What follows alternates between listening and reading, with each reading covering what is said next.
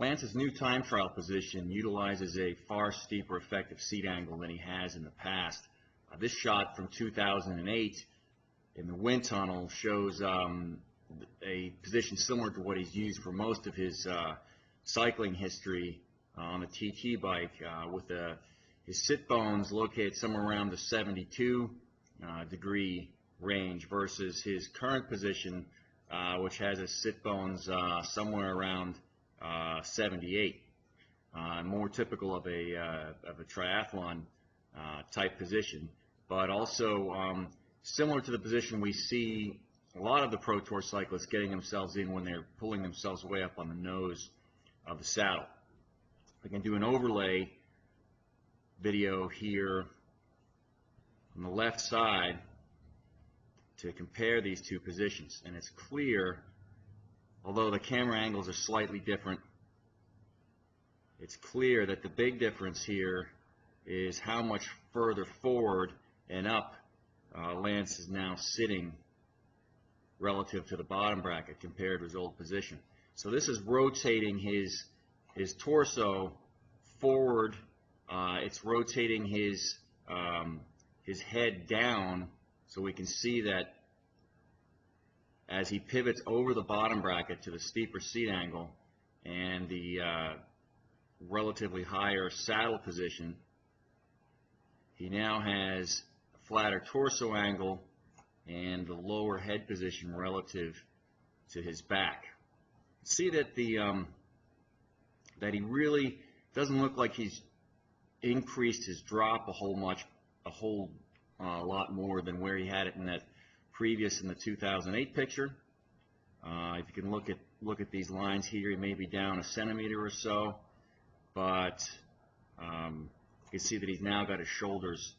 more on top of his elbows with the nearly vertical upper arms. You can see an even more dramatic difference if we look at the position he was riding at around this time last year. I think he underwent some changes during the course of the year, but this position is where he was experimenting with relatively small amount of drop, gave him a more upright torso position for sure. You can see here the Tour of California, he has pulled himself forward on the saddle a bit, so he's pulled himself up to around a 76 degree position for his sit bones. But if we compare that to this position here, we can see the dramatic change in the amount of drop that occurs here at the elbows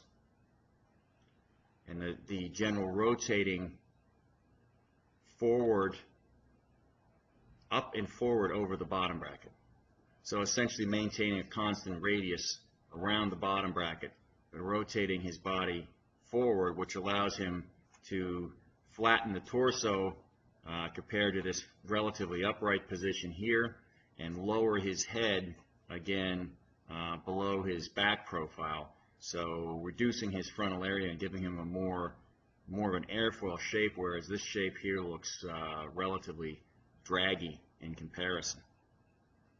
You can see the change in the steepness of where he's sitting. He's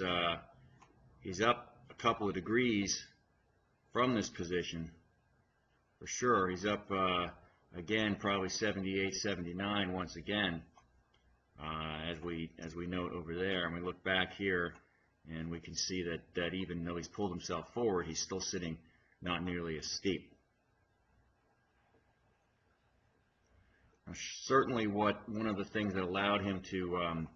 obtain this position is the Adamo saddle, which we can see in this picture,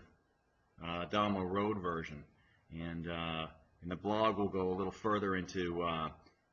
why that is, but essentially the Adamo is missing approximately 5 centimeters of nose, and so when we're subject to the UCI rules where the nose of the saddle must be at least 5 centimeters behind the bottom bracket, using an Adamo allows the rider to essentially recreate the position of having a normal saddle with the nose directly over the bottom bracket.